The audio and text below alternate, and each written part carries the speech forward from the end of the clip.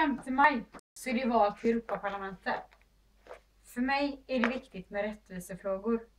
Att alla människor ska få vara precis som de är.